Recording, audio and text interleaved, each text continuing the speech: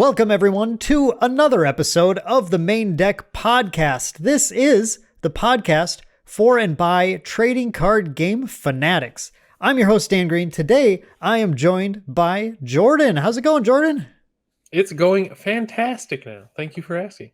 I am so glad to have you back once again. We got a lot to talk about here. Before we get to the banter, though, of course, I do want to mention that on the Maindeck podcast, we always have a main topic. And before that, we have our little banter, get our little chatting out of the way, talk about card games. The main topic for this episode, this one that just came to me the other day, and I thought it was a great idea.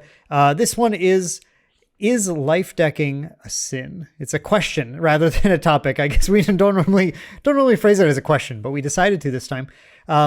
Because this is specifically going to be a reference to a series of very, very popular and very interesting TCG videos by the creator Kohdok on YouTube. So there's going to be a link in the description down below if you want to prepare yourself for that conversation. If you haven't seen it before, posted a few years ago, a lot of people have seen it. Go down, click on Kohdok's video in the description down there, watch through that, and then swing on back to the podcast and let's all talk about it together. I just thought it'd be an interesting topic for today. So before we get there though, Jordan, It has been, if people have been following the Maindeck podcast, they know about Jordan's trials and tribulations, having moved to a place with like no TCG scene whatsoever. And you are now on your way back to the world of trading card games. Why don't you tell everyone what's going on? What's going on in Jordan's life? So I've been kind of just jumping right in the deep end again, so much so that I haven't had time to even purchase any Heroes Clash or League of Villains set cards for the MHA Universe's TCG. I've just been playing in the local tournaments with set 2 decks that are highly refined that I played at Gen Con. And I've surprisingly, I kind of expected as much because I know Jasco does really well with not doing a ton of power creep. They make their cards relevant. Shout out to Jasco being great for the most part anyway. They're not the best, but the heat. Because my set 2 decks are still performing very strongly against decks that have set 1, 2, 3, and 4 with not a whole lot of change. My Shigaraki deck went undefeated on the locals against set 3 and 4 decks. My Eraserhead deck did quite well. I got third yesterday. And then last Friday, I don't know what I got because I had to dip out for the Grand Archive event. So I've also been doing a bunch of Grand Archive stuff because the release is coming up. I actually have cards to play. I have people to play them with. Around my local area, I've been showing my friends, and they've been digging it. So I'm talking to a couple different card shops, gauging their interest, letting them know it's coming, letting them know that if they need help, I'm available to help judge or do demo days, stuff like that, just to get things rolling. And at least one of the shops seems very interested. The other one does seem interested, but they're a little bit more... They're one of those shops that just has a ton going on, and they're very established. They also have a big board game side, and they have a very like premium game room. So it's like they're a little bit more hesitant to be like, oh, this card game from a company we've never heard of, and a game that just came out and is Kickstarter backed. They're like, we'll look into it. Yeah. But a couple of the dudes like watched us doing the demo, and they seemed more intrigued. But I'm more thinking the other shop is going to get into it. They seem a lot more excited about it. So hopefully I'll have a shop to play locals in. You have cargo. You've given me so many. There's so many like things I want to talk about in that blurb. The like 2-minute blurb there. Okay, first of all, I want to step back. We're going to step back to the beginning. So Jasco, right? Yeah. So I think your story is fascinating because if anyone out there is not a My Hero player, if you're a player of literally any other trading card game in the world, hearing the phrase, yeah, I just played with my deck from 2 sets ago and I went undefeated at the tournament, that's like, I think you're underselling. That's unprecedented, like almost. I mean, there's some where it's like some games where it's like, well, yeah, you were playing the broken stuff before they banned it, but that's not the case here, right? It's like, you were playing decks that were like, well, Shigaraki was a rogue deck 2 sets ago. And specifically in the later sets, specifically in set 4, actually, no, I can point to several cards in 3 and 4 that are like slam dunk Shigaraki cards that should 100% improve that deck. I've already made the adjustments on UVS. I just need to actually acquire the cards for both my Shigaraki and the Eraserhead deck. There's so many really nice pieces that are just like, this does everything I want it to do. Yeah. Oh, Yeah. going in. So I do think it's actually it's a testament to either one of two things.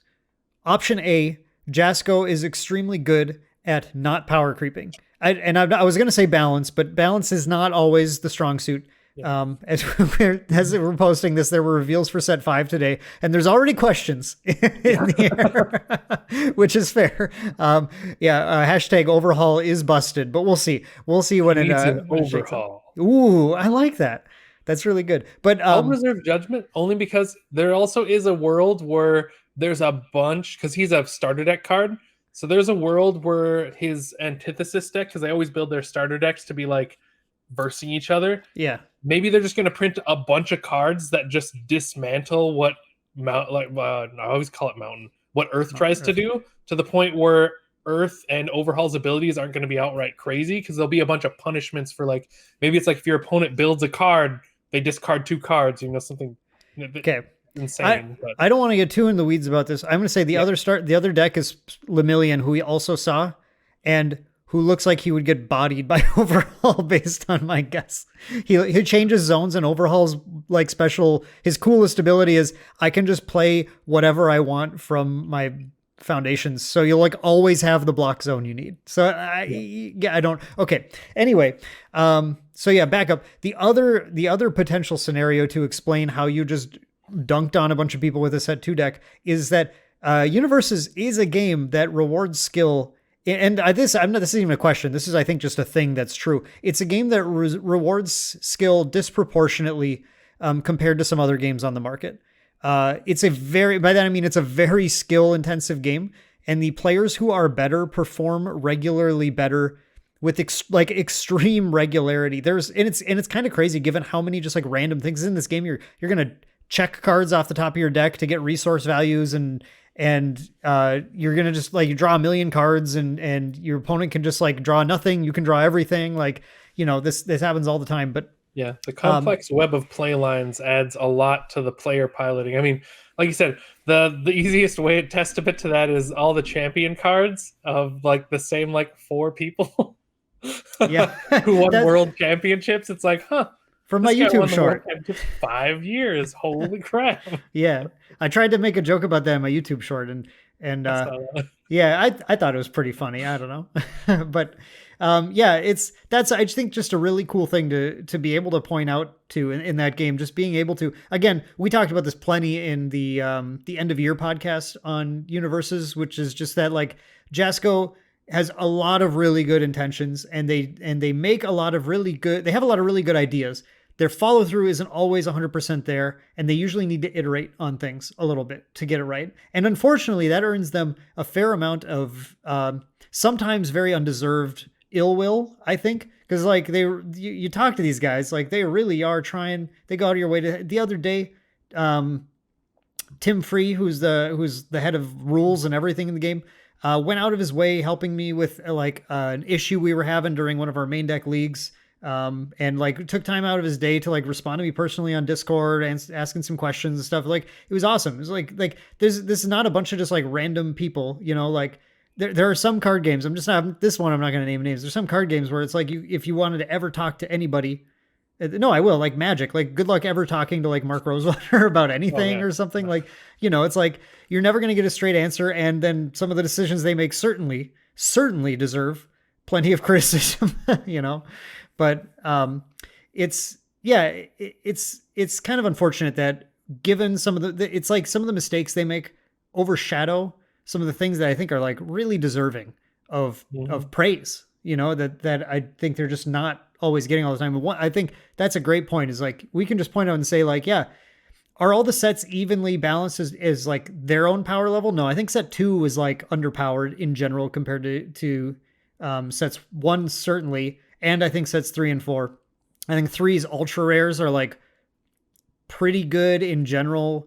4's got a number of decent ones. Characters are hit and miss. It seems like some are underbaked, some are certainly overtuned, overhauled. But on the whole, it's like the power creep. It's like a different factor. The power creep doesn't really seem to be going nearly the speed of some other games. Yeah, and I'm I think really that's partially because baked into the design, because every card does in universes specifically, like, has so many facets and knobs to it that it's like they can afford to, for example, make a card that just has a bonkers, normally overpowered effect, and then to balance it, they're just like, oh well, its block is non-existent. You're +5 mid block that you're never gonna need, and its check is 1, and then you're like, oh, this card is OP, but you run great risks by using it. I guess it's the law of large numbers, right? I'm going to present a hypothetical scenario. Okay, this is a card game. Well, actually this is let's say this is a card game where all you do is you draw cards and then you play them. There's no resource system. It's Yu-Gi-Oh. Basically. No, that's not true, but you just rip a card off your top. It's like war, right? And you play it, right? In that game, every time you play a card, let's say instead of having something written on it, it was randomly a generated stat. You're going to have some cards that are just like, okay, this one does 20 damage. And then another one's like, this does 1 damage or something, right? And there's a huge disparity in the power level cards. Whereas in universes, there are 600 different things on the card that check value, the difficulty value, the attack or the damage, the speed, the block modifier, the block zone, the attack zone, the effect. Like, there's all this stuff. If instead you just rolled a random number for all of those, most cards would probably come out fairly balanced. Yeah. It would be like, okay, well, this is a 6 check, or this is a 20 check. That's crazy. Yeah, but it's like a 20 block. It's like, okay, like, congrats. The difference between a 20 check and a 6 check is like almost meaningless most of the time anyway. Yeah. So, so like maybe that's it. It's like, I guess what I'm trying to say is, even if the designers of universes were just straight like rolling d20s for every single card to like determine, which maybe occasionally feels like that's something that is like in their system, like, okay, 1 card per set, we're just going to roll some dice. And that's going to be the values on this card. It's like, why is this a 4 block? There's no reason. This isn't even very good.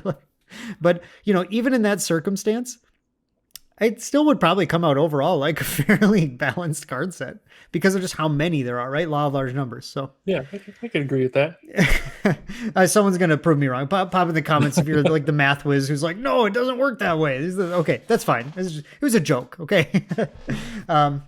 So yeah, that's really interesting. The other thing I wanted to talk about, bouncing off of what you were saying, because this is huge. I've been seeing this a ton lately in the Grand Archive space specifically.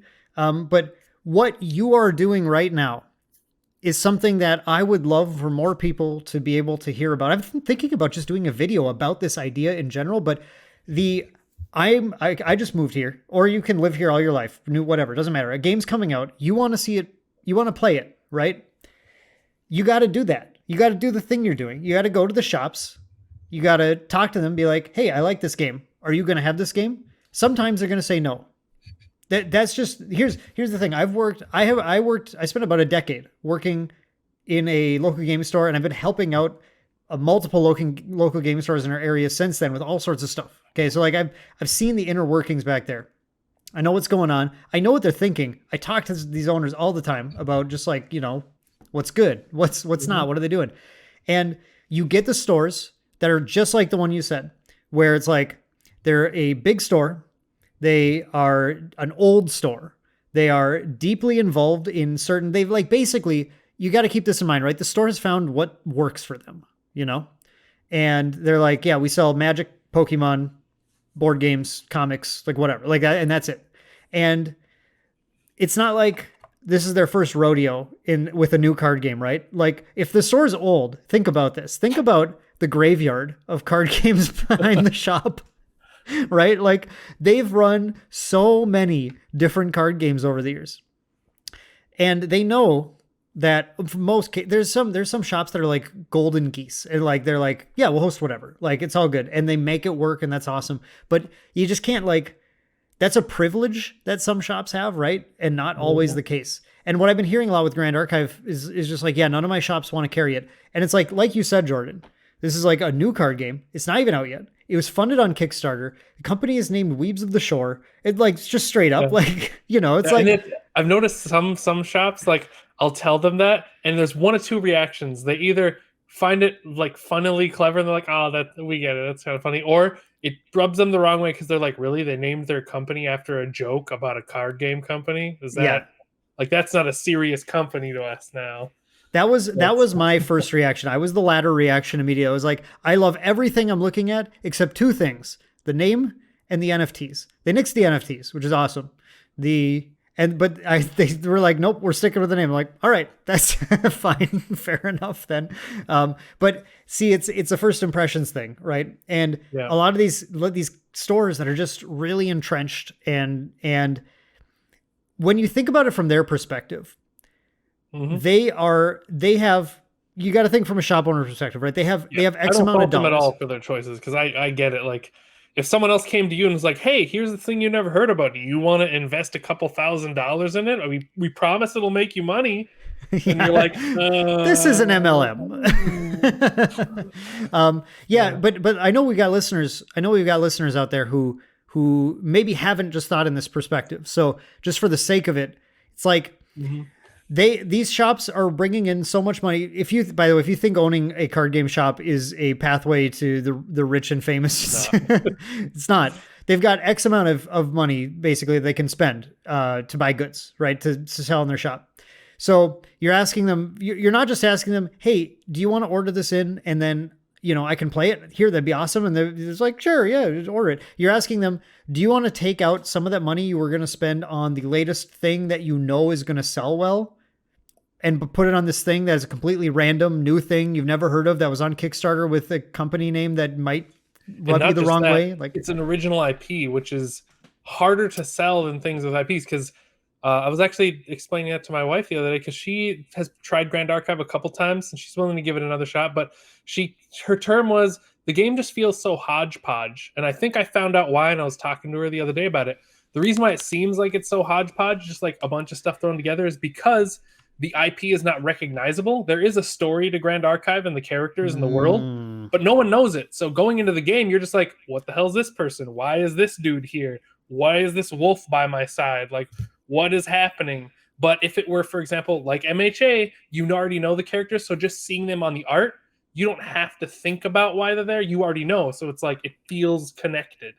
But since it's an original IP, I feel like that's one of the reasons that original IPs struggle to like gain a hold, is because no one knows what the story is. No one cares. They're like, I want this game to be cool. And they're looking at the cards being like, I don't get how these things are related, but I'll play them, I guess.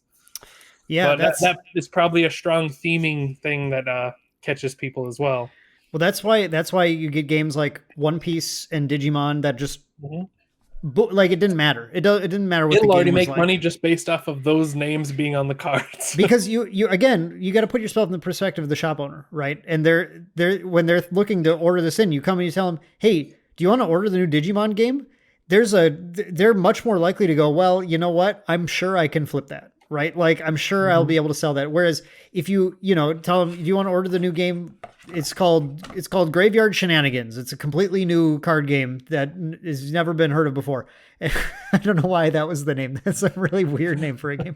But whatever, they're just going to be like who actually wants Graveyard Shenanigans? Am I gonna sell that at all? Is that like going to appeal to anybody? They don't know, right? So yeah. The point is, here's the truth. Okay, this is the unfortunate truth about smaller card games. First of all, I'm gonna sandwich this. I love smaller card games. Okay, right? They're my favorite to play. I love them for a ton of reasons. I've talked about this before, but they have smaller, tight-knit communities. They have intriguing, interesting game concepts. They are easier to do well at and become someone if that's a goal you have. It's easier to do that in a smaller card game space. There's a lot of things to enjoy about a smaller card game. One thing that is a problem is that you do have to find a community for it. And if you can't find the community, you do have to make it. You have to at least, you can either be the one who just goes to the shop, says, I will do everything for you. I will create the community. I will get it going. We'll get some advertisements. I'll do demo days. I'll do like whatever you need. Or and I understand that's not for everybody, like that is in itself a privileged position to have the sort of The time, everything. the The sometimes the patience. money, the patience, the temperament, just like the Yeah, because personality, there'll be days right? where you go in to demo and you'll demo maybe one person and you'll sit there for 3 hours just like nice, like be like, hey, you guys want to try that? No, okay. Yep. Like there'll be And days of that, and then there'll be days where you're like, I don't have enough hands to demo for all these people.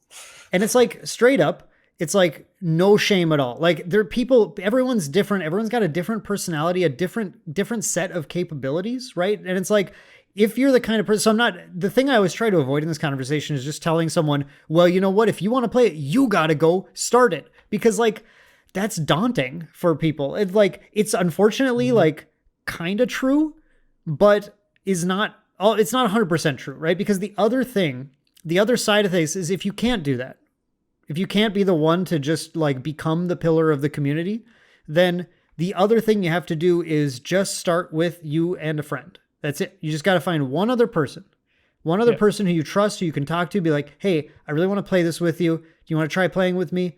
Get someone who's a TCG fan or who could become one to try the game out.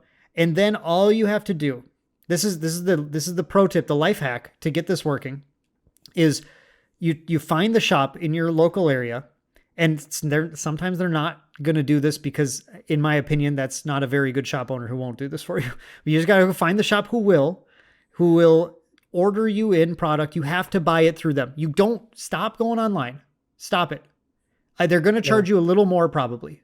Okay. Yeah, it'll be like $5, maybe $10 more a box most of the time, unless they're a bad card game shop. But yeah, most of the time, if they're not the type that are like scalping their customers, it'll be a pretty reasonable. It'll be like Dan said, it'll be a little bit more expensive, but not too much more expensive.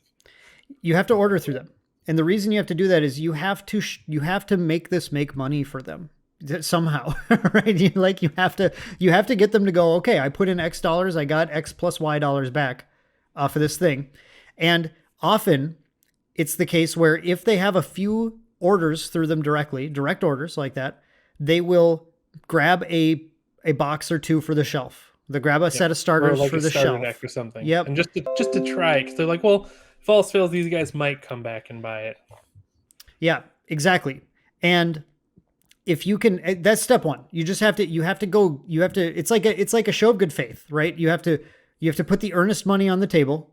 You have to go, I'm going to buy some product from you. And then the shop, I think it's unfortunate that a lot of players feel like this sort of entitlement that the shop is just going to handle everything. It's like, well, why, my shop's bad. They won't even order this crazy new game in for me. It's like, well, did you pay them to order anything?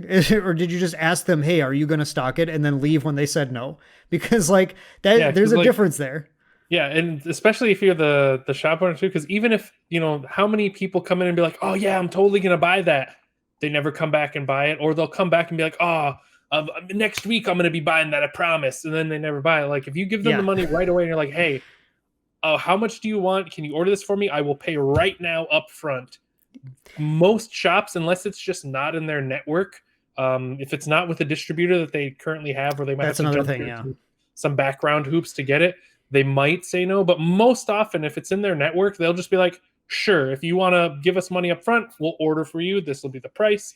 Give them the money, they'll do it. And then to kind of piggyback off that, another good tip, if you're not one of the people like Dan said, where you're just going to make the flyers, do all the demos, start with a friend and get a couple other friends rounded up. If you come to the shop alone and say, hey, are you carrying this? They say no. Come back when you have 6 people. If you go in like 4 to 6 people, like to them, you're one person, you're probably not going to buy a lot. But if you come with a pack of people, you now have at least enough to run local tournaments. They can maybe, if they have the resources, easily do that. And then if 6 people are buying stuff, they could maybe order a case because they're like, hey, we'll order a case, maybe 2, because we have at least 6 players that'll probably buy a box each, or even just handfuls of, packs. Yeah, I just thinking from my perspective, I can completely confirm that the number of people who say, oh yeah, I'll come and get that next week is abysmally low as far as the ones who actually do come and buy the thing, right? It's like, it is definitely a thing where you need to put the money on the table. And I think that's really clever. Even if it's just you and one other person so far, all you've done is step one is you found one other person to play with you, you go into the shop together, like in person, and talk to them about it. Just, like, talk to the owners, be like, hey, we want to buy this through you guys. One, can we order some stuff? Two, and then like you can also say, can I show you the game? Right? Like, because if they have time, sometimes they're very busy. There's a lot of stuff you have to do depending on how big their staff is. But if you can at least just like show them how the game works, show them that it'd give them way more information about the thing than they had before. And if the game is good, like you think it is, then they will be more interested in potentially stocking. They'll have a little more faith in the product, and they've seen a couple of people who want to buy it, like you said. So those are like huge steps just to start to get you're like, really, you're wedging your foot in the door with this process. And it's like, that's all you really need to do to then start to develop a thing where, okay, like then you start the next step. What if you've done that already? There's some product on the shelf, you and a buddy, or maybe up to 4 if you just have some friends who want to do it or something. Now all you have to do is say, hey, do you have a space for us some night of the week, some day of the week where we can come play? And at this point, right, you've been buying. I was going to say too. Right. And always do your gameplay sessions at the shop, because there's always going to be someone every day, almost probably more than one, that'll walk by and be like, hey, what do you get? Like, what's this game? I've never seen it before. And that's when you start the hooking process, and you're like, oh, let me tell you about this sick game. Yeah. And keep in mind, if you're following this process at this point, you've paid them. You've made them money. Even if this is your first time ever in the shop, you've now made them money because you've ordered your product through them, and you maybe got them to stock something on the shelf that they've been able to sell a couple of copies of. By the way, like we always like when we started WeCross in the area, we got one of our local shops to sell it. Our Josh, the owner of J-Dubs Cars, who sponsors us also, shout out, was like amazed. He was like, yeah, I already sold through all the starter decks and not to you guys. So I don't know what happened. Dude, there's like a bunch of WeCross players here. I don't know how to find. And the thing is, like, there will be random people who then do just pick it up off the shelf. But the key is you have to start by that promise of like, hey, we're going to make sure you get some money right away. And now when you come in and you say, hey, do you have room for us? You're not just the people, the vampires who are going to suck up the time and the space or whatever. You are now these customers who are in charge of, who are helping that game flow off the shelf. And they're going to be much more willing to be like, oh yeah, sure. You know what? We got some space on Thursday nights. Does that work for you guys? And you can kind of get something set up there. And that's, from there, like you said, you start to get the people who see you playing. You may get a poster on the wall or something, find a buddy who's toyed around with Photoshop and can throw something together for you or whatever.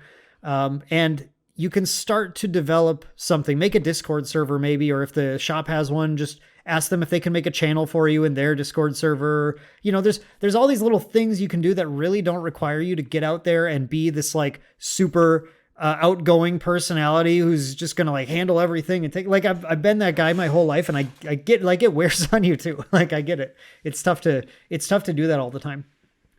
Or it's tough to do that at all for some people. And then another great tip, if you're the one who, whether you're going to be the one who's out front spearheading, or if you're going to do the more subtle approach that we were talking about before, one tip I'd have, if you have the extra income and the extra card space, always keep a vanilla starter deck or demo deck, a set one for each player, intact and sleeved up and ready to roll. For me, like everywhere I go, even when I go to non-Grand Archive, like Grand Archive related stuff, when I'm going to MHA, I bring my Grand Archive starter decks in case someone's interested, or when I talk about it, they're like, hey, they'd be interested in it. I could be like, hey, I have decks with me right now. You want to play a game and find out how to play? Another reason why I suggest that is because as much as we all like to believe that we're pro deck builders, it's really bad to demo with pre-constructed decks, because they might not like the strategies that you were going for, and it's a lot harder to grasp if you need to know going into the deck what it is. You mean but demo with your constructed decks, not pre? Yeah, like the decks that you personally construct. Yeah. Okay. Because it messes up, and you don't want someone to walk away from a game having like a terrible loss or a bad experience, not because they didn't like the game, but because the deck performed weirdly because they didn't know what you were going for with the deck. The starter decks in most games do a great job of not overloading the player with too much information, but they give them just enough of a taste to be like, ooh, I want more. And they're generally more balanced to each other. So like, the Rye and Lorraine starter decks have gone through multiple iterations specifically against fighting each other. So they're very well rounded, and it's a good place to bring them in. Or if you're trying to get like UFS or MHA at your store, a lot of the starter decks are made in the same way. Jasco does a good job of making them a pair, basically like one unit. They're made to fight each other. So it gives players a really good experience, whether they lost or won. They get a good idea of what cards do. And it, like I said, generally the starter decks don't overload people with too much information, and a lot of them will have the keywords outlined what they do. So it's a lot easier for players who haven't played the game to know what keywords do, because a lot of them aren't intuitive. Yeah, I completely that's a mistake I've seen, and I think that's a mistake I've well, I think we did it. We made this mistake actually personally. Just to full transparency, I remember when you and I were trying to get UFS universes going before My Hero hit, and Yeah. we had a few decks made, but we didn't. I don't know why, but we had a few players who just started playing with like full constructed UFS decks instead of the starter sets. Yeah, the first round of like the first like couple hours, I did like some demoing at Paradox. I was doing it with my constructed decks, and after someone, I can't remember, but it's one of the random patrons that came in, like mentioned something about it being like confusing or something, or there's too much happening, and I was like, that's a good point, and I immediately put those ones away and got the intact Cowboy Bebop starter decks, and was like, this is what people are going to demo with, because this is much easier to follow. Yeah, like that's a game where there's just so much going on at all times that like you need those. The reason that those starter decks have simpler card effects and everything is just because if you try to take like one of the top decks right now and learn how to play the game with it, there's just too much. There's too much stuff to pay attention to. There's so many like quirky like one-ofs and stuff in the deck that are just like that, they can't even remember what everything does, let alone figure out how to use it. So it's and some card games, things can just be like super unbalanced. Like you might have two decks on you, right? One is the current best meta deck, and the other is your pet rogue deck. And it's like, hey, want to learn how to play the game? This one's gonna get crushed, by the way. Like that's not as much fun. So usually those precons are the perfect way just to get people going. Yeah, I totally agree with that. Just like have a couple precons on you at all times if you're like trying to grow a certain community. And you'll be surprised at the amount of people who are just like, oh, you know what? Sure, I got 20 minutes. Show me the game. Let me see what it's like. And that'll get a little campaign going for you. You'll start getting people in, and then suddenly, boom, you got a flourishing local meta, and yeah, your area is going to be awesome. You have so much fun playing so many fun small card games. Yeah. So yeah, that was a great thing to bring up, Jordan, because that's something I've wanted to talk about for a while. It's certainly there's more layers to it. By the way, I want to mention that like your mileage always will vary. There are some shops that are just very different in the way they interact with things than others, while others, like we mentioned earlier, some are really open to things. Some are absolutely not open to things. Some areas have multiple shops and none of them will carry anything that isn't Magic, Yu-Gi-Oh, or Pokemon. That sucks. That sucks, and it happens. I guess there's like local libraries and ordering on Amazon and stuff. Like there are things that you can do, I guess, but it's the situation where like the reason LGSs are so critical is because the people who go in there are actively interested in this thing. And it's like outside of like trying to like advertise at a Barnes and Noble anime section or whatever, it's going to be like hard to find people who might even care a little bit about anime pictures on trading cards that have complicated rules text on them. But yeah, so that's maybe a struggle for another full discussion there, but that's, that interesting stuff. I guess I'll just real quick. So I've said something. I'm going to throw out that, so March of the Machine released for Magic the Gathering. And if I don't talk about it now, it'll be next month and it'll be old news at that point. So I got to talk about it right now. March of the Machine is the first Magic the Gathering set to debut a completely new card type since Lorwyn in 2007 or 8 or something. So it's like, we're talking like 16 years or whatever, 15, 16 years. No, they had the oh no, those are technically enchantments. Never mind. I was going to be like the what are they called? Where you have like the 3 stages, the stories or whatever. Yes, sagas. Sagas. Yep. Yeah, but those sagas are technically enchantment saga. Yep. Right? They are. Okay. sagas have been seeing more use. There's new sagas in like almost every set now, every other set or something like that. So like, yeah, it's a good point that sagas are unique, but they're really just a unique form of enchantment, right? Yeah, they're not a new card type. So The new card type is battle. And it's for people who haven't caught it, I just think it's very interesting. So if you're familiar with planeswalkers, or maybe you can draw a reference to unison cards in Dragon Ball Super, which are kind of like planeswalkers that can attack things, sort of. They're a little different, but the basic gist of a card type like a planeswalker is it comes into play. I'm going somewhere with this, by the way. It comes into play. It has X number of loyalty on it, which is just like its health value. It's counted with a little die. Every turn, you can use an ability on it to get a little bit of value, and your opponent at some point can attack it or use a card effect to destroy it or whatever, but they can attack it to try and get rid of it. And so it's like, it creates a sub game in Magic. The reason they're so popular, the reason they went so well is it was the first major shift in the game where it created a sub game where now it's like, okay, do I want to attack my opponent and try and win the game?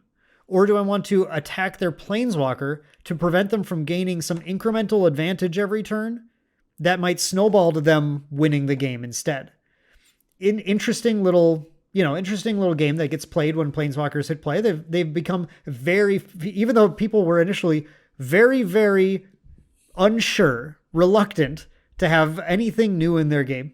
And I was there at the time. I remember this. Like, I don't know about these planeswalkers. I don't like them. They're whatever. Like, I heard all of it, right? Turns out they're beloved at this point. People love planeswalkers. Everyone gets so excited to see the new planeswalkers in every set.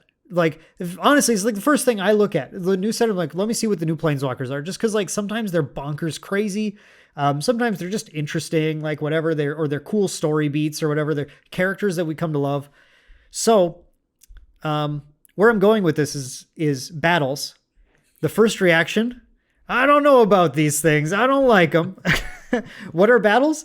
Well, you play them, and they go into play on your opponent's side of the field. Well, this type of battle. They've clarified that these current ones are called sieges, and there will be more subtypes in the future. The current ones are called sieges. So you pay a mana cost for them. They're sideways cards, actually, which is cool. I always love when card games do that. It's fun. They go into play on your opponent's side of the field, and then they sit there, and they have a little counter on them. And, I should say, they do something when they come into play. They all do something when they come into play. And it's usually an overcosted card for the front side, for the battle side. It's like, it's like you pay 4 mana to search for 2 basic lands, which is an effect you can get for 3 mana sometimes or whatever, 3 mana or 4 mana with a different benefit attached to it or whatever. So they're like slightly overcosted for the effect that you get generally. But then they come into play and they have a little counter on them. And now you can attack your battle that you played because your opponent is chosen as the protector of it. And if you choose to attack your battle instead of attacking your opponent, you deplete counters from it. And when it runs out of counters, you transform it, you flip it to the other side, and then it has a spell you can cast for free, which is sometimes a gigantic creature. Sometimes it's a sorcery that is a bunch of stuff, or an enchantment. There's like one is like an enchantment that allows you to actually, you know what? This card is just sweet. I remember everything about it. It's a 5 mana green battle. That's like, when it comes into play, choose 3 permanent cards in your graveyard, put them in your hand. Which is like actually pretty sweet. Like in Commander especially, it's gonna be a big Commander card. It's just regrow any 3 things. Permanent cards, not other spells. Battles are permanents, by the way. So you return it to your hand, and then when you flip this thing, when you deal enough damage to it, it's either like 5 or 6 to flip. I can't remember. Then it's an enchantment that says at the beginning of your upkeep, you may put a permanent from your hand into play for free. Yeah, it's pretty sweet, right? So the initial reaction to this, very interesting, because a lot of people immediately thought, and like me too, my very first reaction was, why would I deal 6 damage to this thing to get an effect when I could just kill my opponent? It's like, okay, now I get a thing, and I gave my opponent a turn to answer my thing. And then where did I get? with this. Then you get Emrakul on the field for free and win the game. Not if they just that gave them a turn and they drew a destroy target non-land permanent thing. Boom, it's just like, okay, congratulations, you didn't do damage to me and I killed your thing and stuff. Okay, and you know, you got the effect from the front side and everything. So like, there's probably like a card advantage math you can do there about it, where you'd be like, yeah, it's justifiable. But okay, I played with battles a bunch now because I've been playing an arena and everything. This is my key thing I wasn't thinking about when I was analyzing these. I'm gonna guess for at least a couple of people. My goal is if one person out there also has an epiphany moment with this, then I'm successful. Okay, so if you already thought of this, Dan, you're an idiot. Everyone know that. Okay, that's fine. I don't care. So it happened in the middle of a limited game when I was attacking my opponent and they could have blocked it, and they just went, no, whatever. I'll just, I'll take 5. It doesn't matter. It puts me to 15. I don't really care. Like that doesn't win you the game. I don't care. And I'm not going to sack my creatures to block this or whatever. And then my opponent did the same thing to me, but they did it to a battle that I controlled. And I was like, no, I can't let that take 5. Like I'm going to lose the game now. And then I realized this is what it is. This is what a battle is. All of the chip damage in the early to mid game doesn't really matter as much as the like end game damage that wins you the game, right? So instead, you funnel it towards this target that snowballs you into the end game instead. And like, yeah, you miss out on that like chip damage on the opponent there, but the value of that snowball is actually higher because a lot of the time you straight up just don't care about if you're a competitive Magic player, you've done this a million times. You just let the opponent hit you. You're like, doesn't matter. It's part of my game plan. The life total's there to be lost. It only matters when you lose the last one. Baby. Life's a resource. Exactly. Yeah. Well, it's the same thing here, right? It's that the life that you would lose in the mid game or the early to mid game just isn't as important. And instead, if you if you just switch that around, the life that your opponent would lose from this attack in the mid to late in early game isn't that important for not most decks, for the decks that play these. And instead, when you direct it to the battle and you just get so much advantage from this thing, it's basically the point where in sealed deck for sure, but even arguably in draft, you should be looking at your pool and being like, how many battles can I play? they're in limited. They're quite good. The advantage is just very large on them. And it's, I'm really fascinated to see where they go with battles. It's an interesting card type. I like them more than I thought I would. I'm actively trying to slot them in some commander decks now because I think they're pretty cool.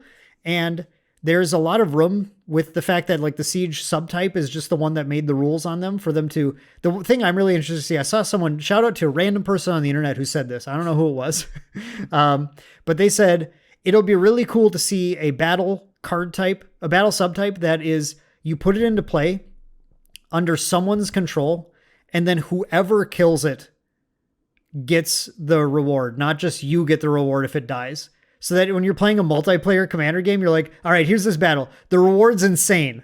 Who's going to get it first? And you put it down, and you're like, you put it down, you attack, and then someone's like, I'm going to kill your creature even though you're attacking them because I want to kill that battle and get that thing instead. Like that sounds fun. That's exciting stuff. So, Jordan, what do you think about the battle card type? I think it is. Yeah, I feel like it adds an interesting dynamic. I haven't personally played them. I saw one yesterday. But yeah, it seems I like the mechanic, so it's cool. I'm glad that Magic's finally doing something that's not just the same thing over and over again.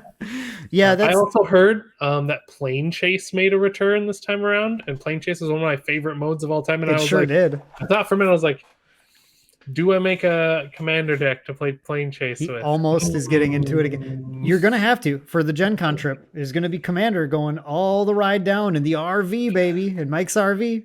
We'll be testing the epic multiplayer Grand Archive rules instead. Ooh, maybe. I don't know about that. We'll still only have set 1 at that point. So isn't set 2? No, because set 2 is end of August, not the beginning. Yep. Unfortunately, but so I don't know if there's going to be epic multiplayer Grand Archive happening, but There will be Epic Commander happening, and I still own the full set of Plane Chase from before. I need to add the new ones to the collection. I'm excited to roll the planar die again and just have some random chaos fun. So that was an exciting thing in the new set too. Very cool set overall. March of the Machine. I love what they did with it. It's a big, like, gigantic, grabbing you and shaking you with nostalgia kind of set. Like, maybe it's heavy-handed for some people, but it's like there's tons of things that are like, these are those two characters from that plane from 7 years ago. Remember them? They're on one card now. And like, that's, you know, I don't know. For me, it's like, that works. That's fine. I was just jacked watching the whole spoiler season. Like, yeah, I wonder who they're going to bring from Theros. I wonder who they're going to bring from Amonkhet. Like, I want to see all the cool new, like, duos and stuff, and the Praetors, and it's just like, yeah, it's as a limited format, I think it's garbage. Personally, like, hold on, I like just saying how great battles are. And I love battles. Okay, and I do need to play a little bit more. I've had a few bad beats, which hasn't been very fun. It's a very bomby limited format, crazy bomby. Your pools have more rares on average because of the Multiverse Legends card slots. It's like Strixhaven, where they had like these special spells and stuff. Brothers War, they had the retro artifacts. In March of the Machine, they have Multiverse Legends. That's just a subset of legendary creatures from the past like 20 years of Magic. So it's like, is Memnarch in it? Memnarch's not in it. I'm sorry. I don't care. Get it out of here. Garbage. Okay, but my point is, there's like twice as many bombs in any set limited pool that you open, because there's all these just like legendary creatures. You open a bunch of them. A bunch of them are like 3 colors, 5 colors, like whatever. Like, and the fixing is rough in this form, but it's like in your pool, you like have to play 3 colors sometimes just to like stretch, or like to play bombs that matter. If you don't play your bombs, your opponent's just going to run over you, because they're going to be like, here's a 12/12, and when I attack, I make 6 1/1 life linkers and stuff, and it costs me 6 mana. Or that's Galta and Maverin from Ixalan. It's like, there's just crazy stuff, and the fixing is really hard. There are no rare lands in the set. It's only common tap lands for dual lands. And there's a few artifacts that fix some mana. I've like stretched to play like a vehicle that you can crew to turn into a Birds of Paradise to tap for a color mana of any color. Like, I was like, I need this thing. I'm not going to make it without this thing.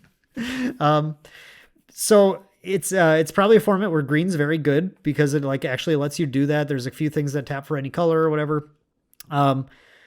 But it just feels really, you know, high variance, I guess, because of just how bomby and how tough it is to get your mana. Sometimes it shows kind of the worst of the Magic land system, you know, rather than sometimes when I think formats can show the best of it instead. So yeah, I love parts of it. But I'm probably not going to play a ton more of the limited format personally. Maybe someone will correct me on why it's great, but it's not to my taste, maybe. Mm-hmm. All right, so that was my discussion of March of the Machine. Now, with that all said, let's jump into the main topic of the conversation today, which is going to be, is Lifedecking a sin? Referencing the excellent video by Kohdok on Lifedecking, the 7 deadly sins of card gaming, Lifedecking. So let's preface this by just laying out the topic, right? So there's a series of these videos. If you guys like this, by the way, let me know. We can cover other videos in the series too. I think it's just a lot of TCG players have watched these videos. It just became a very popular TCG series. Anyone who's vaguely interested in TCG design might have seen it pop up in their feed and clicked on it. And if you haven't, now maybe you've watched it too, if you've gone and clicked the link in the description. But it covers a variety of topics. This one was just one that was closer to my heart, so it's the one I started with. So Lifedecking is the concept in some card games, doesn't exist in every card game, where your life resource, the resource by which you are alive in the game and determines who wins and loses the game, at least part of the time, is your deck itself. And usually in these games, they'll have mechanics where when you do something to deal damage to your opponent, they lose that many cards from the top of their deck. I have learned that, well, I thought most card games just put them in the discard pile, and that's probably true. I've learned that the Gundam War card game, by the shout out, okay, I have to do another shout out. Shout out to Card Game Crypt, an excellent YouTube video. I'll link it in the description as well. Two Lanes from Card Game Crypt has been hanging out in the Discord, chatting with us. I love his videos. He's really, really funny. Watch his video on Elestrals. I was laughing my dang took us off just watching him like show how to play Elestrals. It was a cool video. That's the A-Drives card game, right? That's A-Drives. Yeah. And that was how I learned how to play the game, and it was really entertaining. So I shout out to definitely check out Card Game Crypt in the description as well. But yeah, he mentioned that the Gundam War card game was one where apparently you take the cards off your deck and put them into like a face down pile that you can't normally access. It's different than the discard pile. So it is life decking. It's just, it doesn't go to discard. It goes to this nebulous third zone. But then he also said that there is a color in the game effectively that could draw from it, from that pile specifically. So like, okay, so I think I'm getting a little ahead of myself here. Point is, we'll talk about that in a minute, but the point is that in a life decking game, you damage the opponent, you lose your deck. You usually don't have a life counter in these games because there's no reason to. That is your life. So the video is about why life decking is a deadly sin of TCG design. And the argument laid out is it's an argument that I think the core point of it is kind of laid out at the very beginning, which is talking about how fun it is really to have a life decking situation. He starts out by pointing out Mark Rosewater, who's been Magic's the name behind Magic design for a long time. He was a lead designer for a long time, all sorts of stuff. Rosewater did a series of talks in which he talked about lessons that they learned making Magic the Gathering, and one was about players wanting to play their cards. And this is framed as a core argument against life decking because the point of life decking is that it gets rid of cards from your opponent's deck, and then they don't get to play their cards, and then they are not having a good time. They don't get to play the cards. They just watch them go to the graveyard and go, well, that sucks. I lost that card now. Now, Jordan, I would say there's more to that video, right? But like, I do think that Kohdok gets pretty into the weeds on Bakugan specifically for about the latter half of the video. And I don't know that we need to talk specifically about the sins of Bakugan. That maybe that's another podcast. This actually, I really like the name of that video, "The Sins of Bakugan." Get a kick out of that. But I guess with that basic argument in mind, right, Jordan? Since you and I have a lot of experience playing games like Dragon Ball Z that use life decking as a mechanic, I want to hear your opinion. What do you think about life decking and the argument made?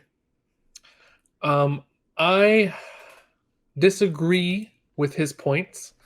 Partially just because the main thing, and I'll probably draw a lot on Dragon Ball Z for this because I feel like they did it correctly. Life decking as a mechanic, I don't think is a sin at all. Using life decking as a mechanic when you don't build the game from the ground up as being an inherent mechanic of the game is a sin. But you could say that about literally any card game mechanic ever. If you don't account and build cards with that in mind constantly, it'll be not fun. One of the things he said is like for Magic is like the presentation that the gentleman that develops Magic said is people want to play their cards and they don't like mill or like, it wasn't dredge, it was threshold because they're throwing away cards that they wanted to play. But at the same time, Magic players love playing cards that say draw 5, discard 3. And it's like, you're still just discarding cards. It's not about that. It's just about the feeling of the power being taken away, which mill just does inherently. But again, it does it for Magic because Magic isn't built around holistically. I mean, obviously there's a lot of black cards and other cards where you can do stuff with the graveyard, but at its core, most cards don't have any effect when they get shelled off the top of your deck. There's no benefit to it. You don't do anything versus something like Dragon Ball Z where they built that game with that as a core mechanic. So there's a lot of cards that do a ton of stuff when they're taken off the top of the deck. Sometimes you'll be able to banish it to do other stuff. Sometimes you'll be able to just play that. There's a lot of cards that directly let you grab stuff out of there. So half the time in DBZ, you're like, man, I hope I take this card for damage because on your turn, It's going to come straight at you. So like Yeah, for real. they built that with options in place, knowing that there's going to be stuff in the discard and you're going to be shelling a lot of cards off the top. Versus something like Bakugan. Haven't personally played it, but I watched the video a couple times. I read up on the rule set.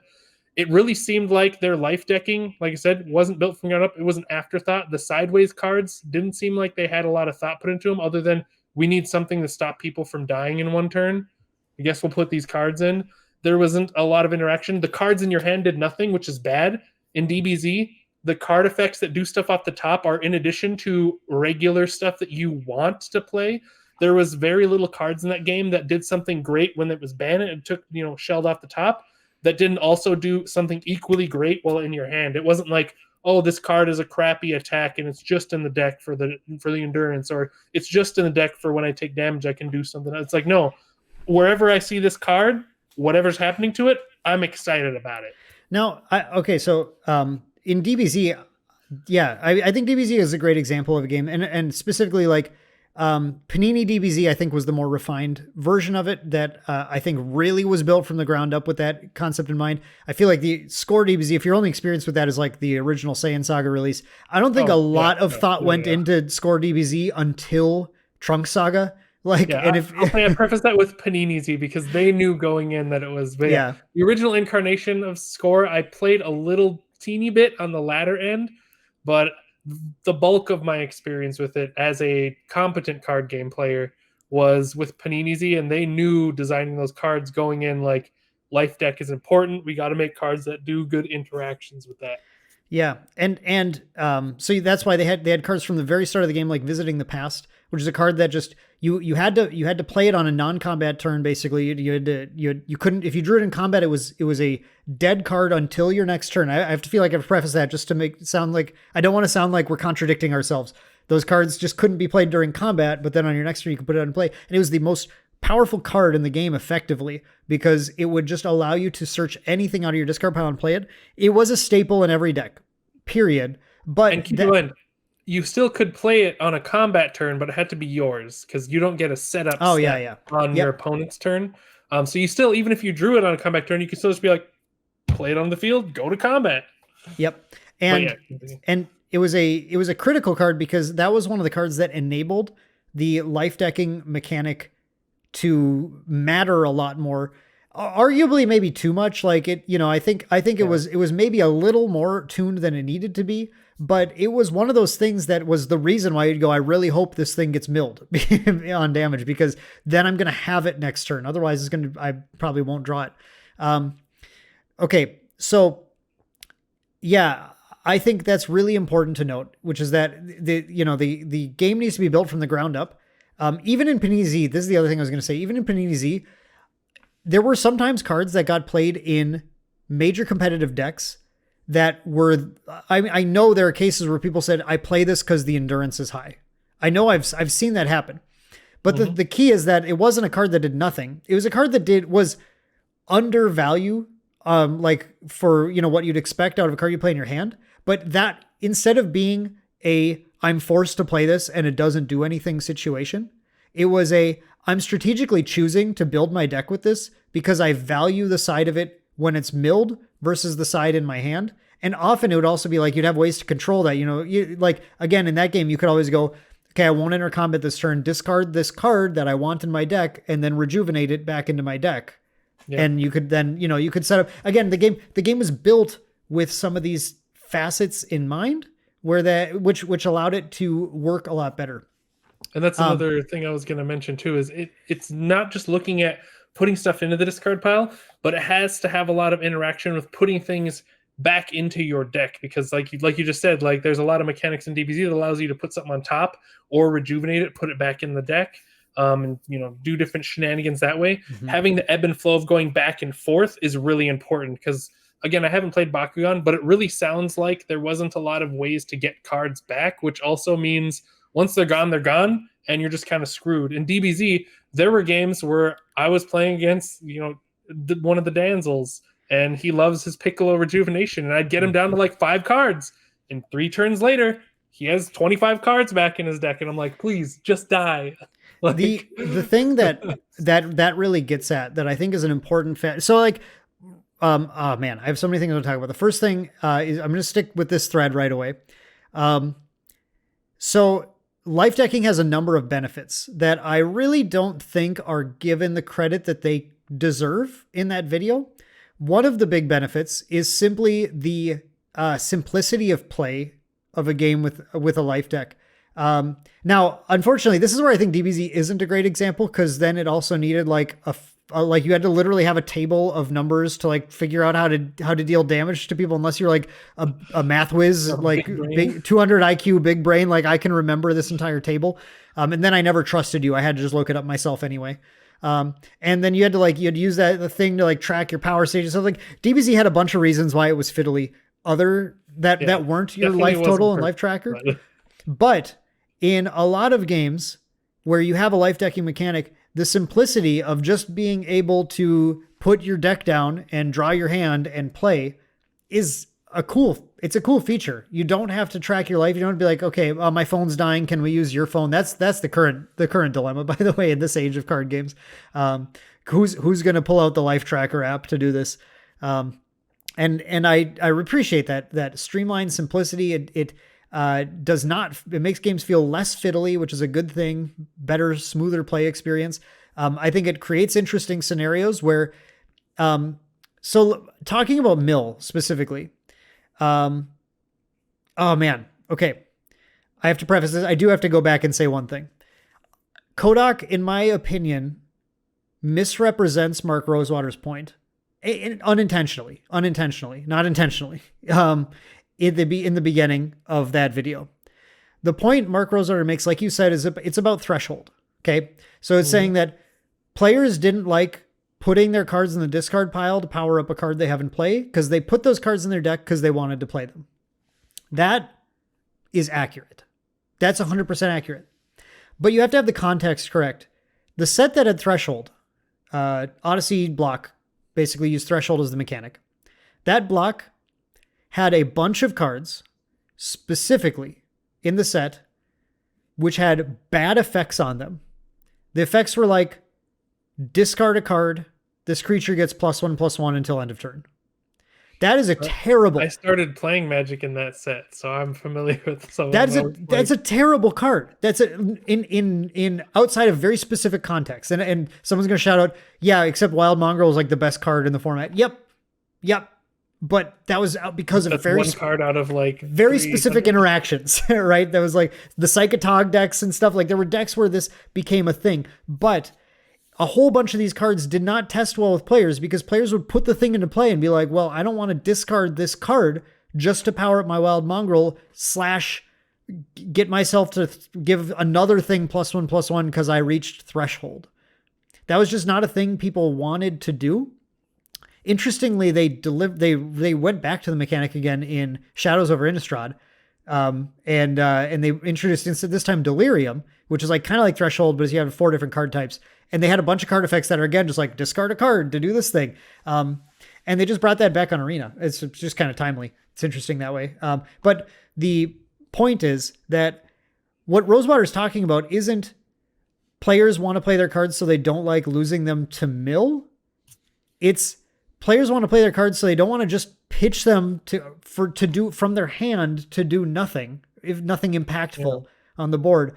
And that's really the key lesson. If you think people don't like mill, I mean, you're missing this. Again, this is my experience as a card shop employee. The gigantic tidal wave of players who want to do nothing but mill your opponent out as fast as possible. Yeah, Traumatize is a Magic card that has been bad forever. Arguably, when they printed Bruvak, the whatever his name is, there's so many dudes in Magic, I can't remember his name. No, that's Brutaclad. Bruvak, whatever. It's a dude that's like, whenever you mill your opponent, you mill twice as many. Traumatize is a card that says mill half your opponent's deck. Guess what the combo is? You put the guy into play, and then you traumatize them, and they mill their whole deck instead. I gotta give a credit where it's due. That's funny, but they're like, Millstone has forever. Millstone, it's not even a good card. Millstone was forever an expensive, like, $5-10 card, if not more, back in 10th edition or whatever, and mill wasn't even good. Like, but people just liked doing it. Mathematically speaking, like 100%. Actually, there's a big deal last week or so. A Reddit post was going around where someone wrote up a mathematical proof for this, which is really funny to look at. If I remember, that'll be linked in the description below. I don't know that I will, but if I do, it'll be linked down there too. Mathematically, it can be proven that your odds of drawing any particular card in your deck are exactly the same after milling versus not milling. It doesn't matter because you have exactly the same chance of losing the card you want versus the card you don't want. What if you want all of your cards? That's exactly the argument. I don't know. That's the point, is that like, it's that you end up creating a set of, okay, either I milled the card that I was looking for or I didn't. And then because that's an or situation, you have to add them together when you're calculating the actual probability for this. And then you do all the little probability math. And then it ends up being your chance of drawing the card is 1 in however many cards are in your deck. It's the same thing. So yeah, I'll link that in there below because it's interesting. But like the point is that milling doesn't actually affect your chances. It's a purely psychological thing. And it's a thing that a lot of people feel. Like they'll see them losing a card that's good and they'll go, I didn't like that. I wanted that card. Okay. And I'm not arguing against that, by the way, to be clear. Like people definitely feel that. But to say that players don't like milling is definitely, I think, just cherry picking that very specific feeling and relating it to a talk that didn't actually have anything to do with that specific feeling, because it's ignoring the fact that there's this whole swath of players that are like, yeah, I just want to mill. It's really fun to mill. Milling is super, super, super, super fun. And I want to do that. And so anyway, my point of bringing all of that out is that, the grounds by which we decide life decking isn't good is just the fact that people are going to see cards they like in their deck get milled in situations where they weren't even necessarily going to draw them. And it's also ignoring the situations where they're milling away cards they don't care about. And then they end up drawing the cards that they do care about, which is where they go, wow, life decking's amazing. Like, I love this.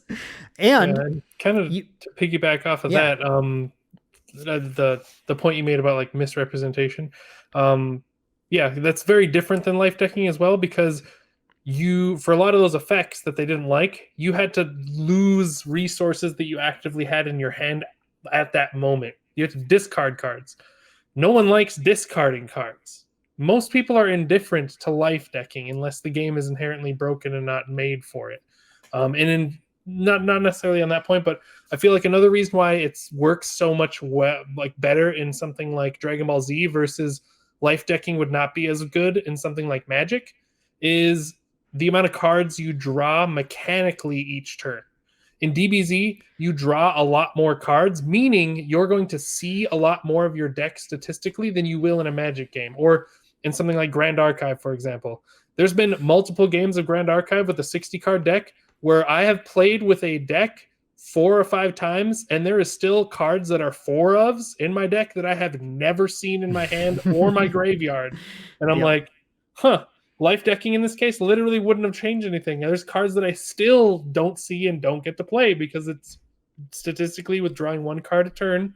Mechanically, anyway, obviously you can build your deck around drawing a bunch, but that's something you can still do in other games. Like, while you're talking about drawing cards, it really does come down to, again, like you said, how the game is built around it. But specifically, there's a really interesting mechanism that you get in a game from having life decking.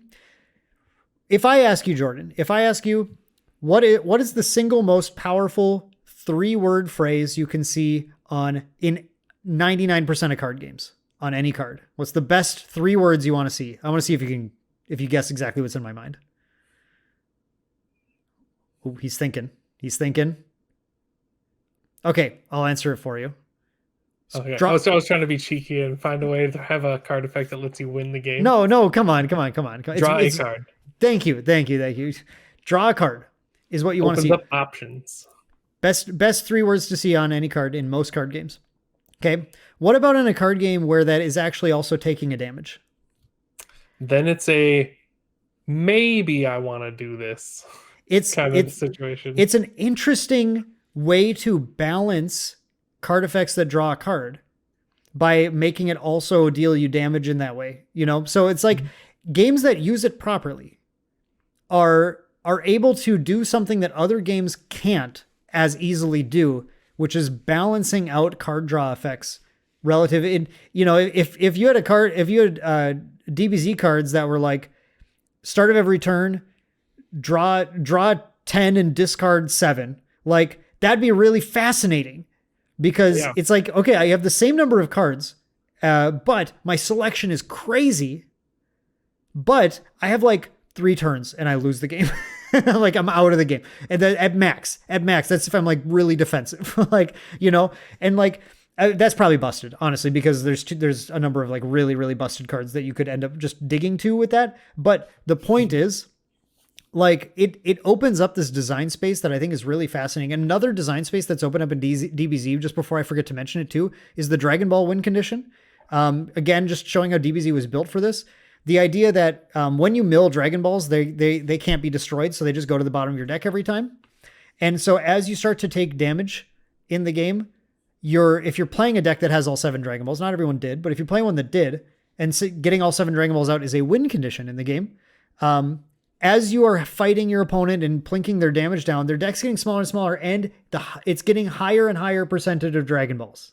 Mm-hmm. And it creates an incredible tension at the end of the game against that deck where it's like, I must finish them now. I have to get to the point where you get to the Dragon Ball loop where all they have is Dragon Balls left in the deck, and then I win the game. But if you don't get them to that loop, like the Piccolo players always manage to try and hold out just a little bit right at the end, then they can go draw, Dragon Ball 3, draw, Dragon Ball, like, and then they can just boom, boom, boom. I got all 7 Dragon Balls. I win the game. And that is only enabled because of life decking as a mechanic. And I think that is, well, I'm sure some people are like salty about losing to it. I think it's a really interesting mechanic to have in a game, if nothing else. Yeah, for sure. So, and I think go ahead. Another way, I don't want this to also just be like DBZ is the greatest game ever, but another thing that I think really aids to the life decking and makes it very well suited for Dragon Ball Panini Z specifically is, and I don't think this was intentional in the beginning, they just wanted it to be thematic, but I feel like it also makes the game work better versus something like Bakugan.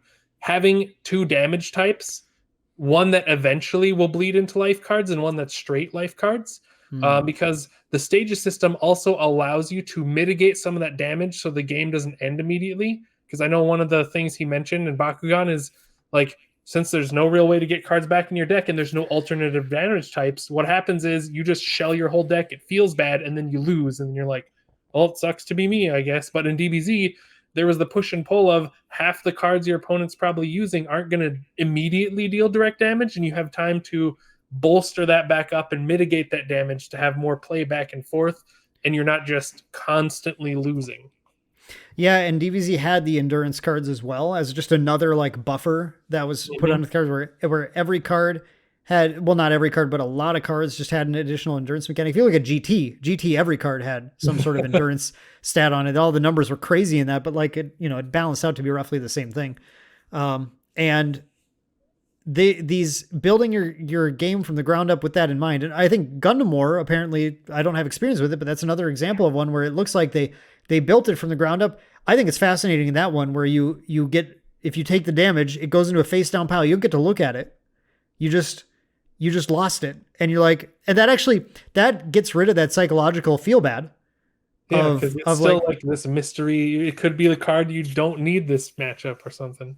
And then it also created that design space for the faction that could draw from that as well. Just like, and it keeps now the hope of the player up, because now your outs, I mean, that your outs could be gone and you don't know, but you don't know that they're gone. So during the game, you're still like, I can still draw one of my 4 of this. So there's 4 cards in here, but chances are there's still at least 3 in here if one's in there. Like, so you still know that they're there and you play to your fullest. That is that, and again, this is just hearsay. Like I haven't secondhand information. I haven't like looked into the mechanics of this game. But if it's all the way I've been told, that would mean that one, your psychological perception of what is true about the state of your probabilities in your deck matches your knowledge of it, right? Which is like different than it matches reality of it, which is different than when you mill and you see like one of your really good fours and you're like, oh, now I'll never draw the other ones. No, it's still the same probability. It hasn't changed at all. But the other thing that does is it now introduces yet another wrinkle in that card draw thing I was saying earlier, which is, okay, so now you can have an effect that says draw a card in that Gundam game that would draw a card from your deck and take a life damage. Or you can have an effect that says draw a card from your damage pile, which is now straight draw a card. It's no longer draw a card and take a damage. It's just straight already draw. Taken the damage. And it wasn't you doing it, it was your opponent. And so in a way, it's like mitigating the damage they did because you're still getting the value out of it. Yeah, I think that's really interesting too, honestly. Like, and I just think it's a shame in general just to blanket state that life decking is a problematic mechanic, because there are a number of these cases where it is used as an interesting. I don't think every game needs to have life decking, by the way. That's certainly not the case. But as people who appreciate a wide variety of TCGs, as I know Kohdok does, as you know, Card Game Crypt does in our Discord and everything, and a lot of our Discord members obviously are here because they just love all sorts of card games. I think it's unfair to just state that it is a problem when it introduces a lot of interesting design space to explore that we get to only uniquely experience in those games that use it as a system. And about Bakugan, I just have to say, like, so now I'm thinking back to my TCG tier list last November, and I did not have Bakugan. And honestly, I didn't know that people actually played Bakugan. Wait, I thought it was like a done game. Like I thought it was not in No, production. It's still in print. It's in production. Really? Like, yeah, my nephew went crazy for Bakugan a couple years ago. He was like, he just wanted all the Bakugans. And okay, so like I knew that like people bought the toys and played with them. Like they're cool. They pop, like you throw them and they like pop open and stuff. That's cool. They came with cards. I assume, honestly, I'm being honest right now. I assume people just threw them away. Like I didn't know that. I didn't know there's a community of people who actually earnestly are playing the game and analyzing its competitive viability in the way that Kohdok was in this video. And I mean, it's not like it surprises me just given the internet now, but it does sound like, my take on this is, it does sound like the designers felt the same way as me. They also didn't think anyone would actually play the game or something, because I gotta be okay. So like, I think we've been stating our disagreements a lot, but like straight up, if there's one thing I can agree with Kohdok on that video, that mechanic sounds bad. Really bad. If that was the only experience I had and I hadn't played a game that did life decking correctly, I would probably be on his side of the fence and be like, yeah, life decking sounds like the worst possible like thing you can do. I definitely agree with him. Like Bakugan system, like I said, it literally sounds like the developers did it in an afterthought. Like they're like, let's make a game. Like, well, we need to make it different at like stage 5 of 6 of making their game, and they're like, have the deck be life. Sounded good. Ship it. And then they're like, okay. So it outside of the sideways cards, which again are implemented poorly. They're not fun. Like they don't sound good at all. Like it doesn't seem like anything else was built with the fact that your deck is your life in mind at all. If people out there now, this I got in my initial some of the first few comments on that tier list video I did were Super Show fans like blasting me, and actually what I have to say since then is that looking into it more, it's not even really a trading card game so much as it's a like card game. It's an LCG, but they do make like promo versions of cards and stuff that you can get, which so like that's where I think it like can take the trading mechanic. But like I actually next year I won't even include it in the list because I don't think it meets my particular criteria for what makes one. However, Bakugan does, so that should probably be on the list too, as long as it's still in print there. But okay, so don't let my naivety get you down. If you are Bakugan fan, let me know. I keep having to not say Bakugo, by the way, from all the My Hero. If you're a Bakugan fan, Drop it in the comments below. Let me know, what do you honestly think about the card game? Is it awesome? Am I missing something out, or is Kohdok right? Is this like mechanic terrible?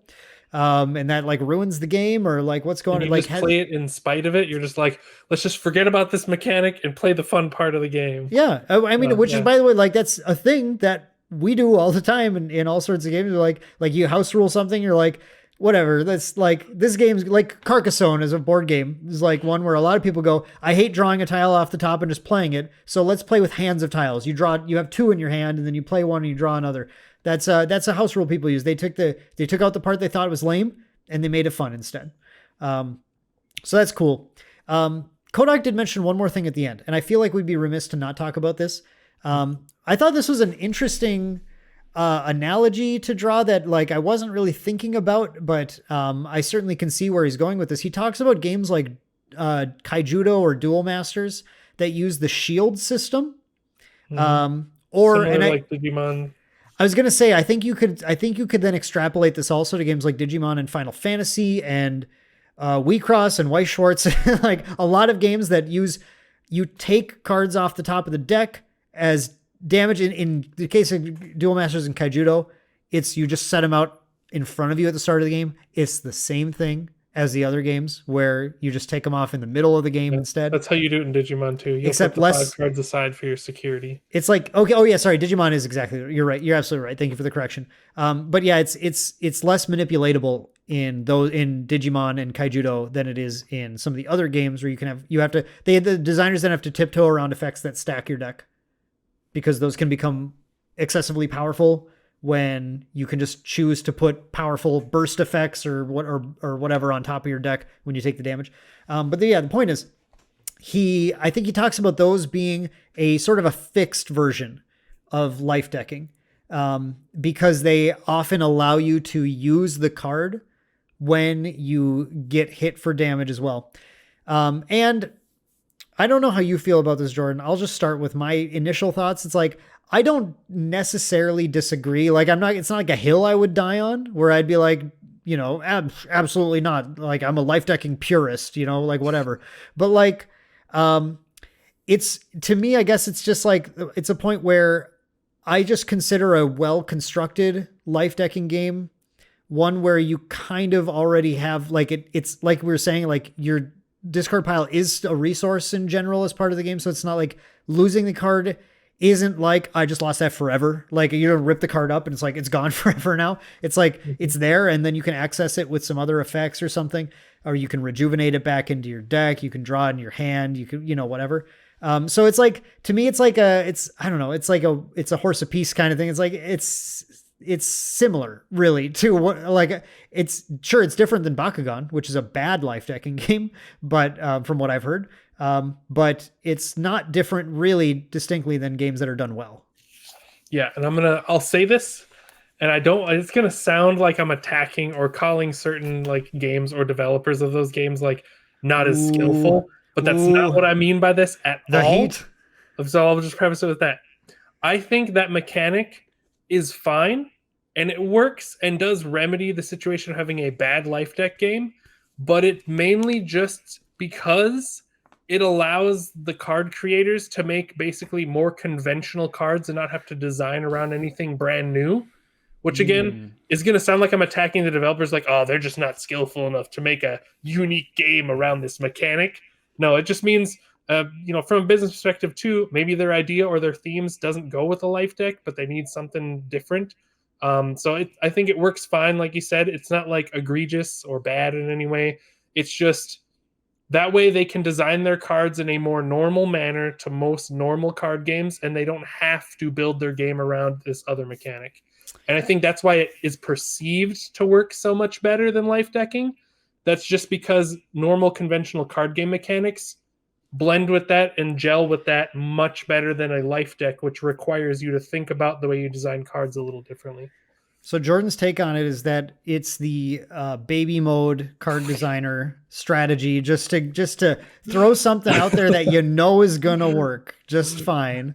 No, like I get what you're saying. I think that's fair. I think what you're really getting at there is that it is complicated and difficult to design a game that functionally uses a life deck in an interesting way that isn't inherently broken as hell, because it's really easy to put reanimate, regrow effects in your game at too high of a frequency or something, to the point where it's just like, after they take half their deck becomes a super 100% consistent monster that just bulldozes the enemy or something. Yeah. Because if you had too many, it's bad. If you had too little, it's not enough. Yeah, so it's like, that's why I feel like, again, like I said with the Panini game, half of the mechanics that make the life deck work, I don't even think they were thinking that, oh, we need to put this in here to balance life deck. I think it ended up just being the perfect storm of good ideas that just happened to lend perfectly well to how a life deck system functions. Kind of like I said,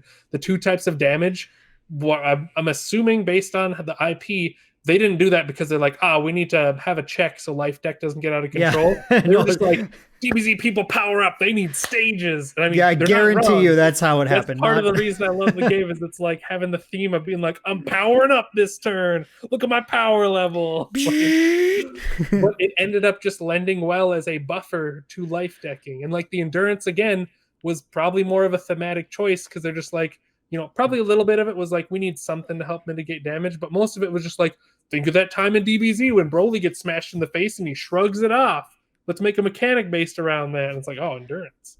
Yeah. But it just ended up being a perfect storm of things that lend well to doing a life decking game. Well, here's the truth that we have to make sure we mention. The thing about DBZ, and the reason why we like that Panini's version so much, was because it had a luxury that not every game gets, where it got to sit down and look at a previous incarnation of itself, and then a gap, and the fan created stuff during the gap, and it saw what worked in the old game, and it saw what's worked in modern games, and it got to basically reinvent itself to be a version. Because like the Scorzy one was like all over the place for a long time. It took a long time to really get like the development to do it. Like they have a paradigm. Just reading a system some of the cards, I was like, this was whack. Like some of the set 1 cards, like even something as dumb as how they worded effects were just like, what the hell were they thinking? It was a flavor game entirely, 100%. Yeah. I played it just for flavor. I was like, I want to be Goku. Of course, I got Krillin in my starter deck, but like whatever. If it turns out in Panini, if you got Krillin, you were blessed. But yeah, that's off at every corner. Yeah, that's another story. So, yeah, and I do want to say that like Kohdok made a point that those shield break cards are exceptionally fun. And I agree 100% with that. Totally agree. He shared a very sentimental story about his I can't remember the something in awe or whatever. I always forget the name. The light card. And he got the card graded and like it's locked. Yeah, you got it signed and everything. I think that's awesome. I'm 100%. I love that. I love that for him. I love that for everybody who does that kind of thing. I think that's so cool. And I like the mechanic. I like mechanics where it's like I'm gonna win the game unless you flip that one. Even when I'm on the side of getting punished, I'm gonna win unless you flip that one specific card, and then they flip it.